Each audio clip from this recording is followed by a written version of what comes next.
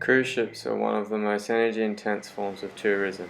The industry is projected to grow annually by 8.5%, with travellers expected to be in excess of 14 million annually. Carbon emissions from shipping are currently estimated at 5% of the global total. Emissions are estimated to rise by up to 72% by 2020 without intervention.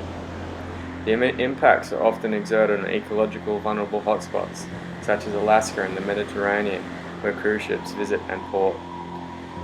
Pollutants identified are air emissions, contaminated ballast water, poorly treated sewage, grey water and hazardous wastes. On average, a cruise ship generates a total of 50 tonnes of sewage per day.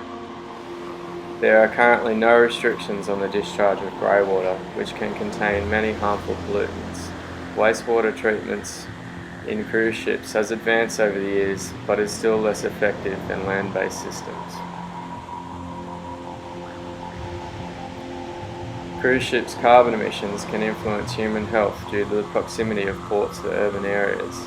Resulting increases in health problems related to particulate matter such as lung cancer and cardiovascular disease have been recorded. At present, ships use poorly refined fuel known as bunker fuel. It contains high levels of sulfur and other impurities. Regulations are enforcing a reduction in sulfur in such fuels. Ships burn large amounts of fuel for auxiliary power when docked at port.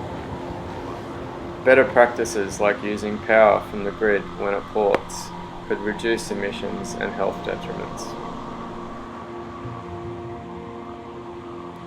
Demand for cruising worldwide has increased by 77% since 2013. As the cruise market increases, so will the amount of waste required adequate, efficient disposal.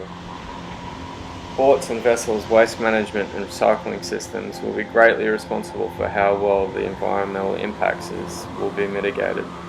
All cruise vessels should improve on current practices to reduce emissions and promote waste reduction and recycling strategies.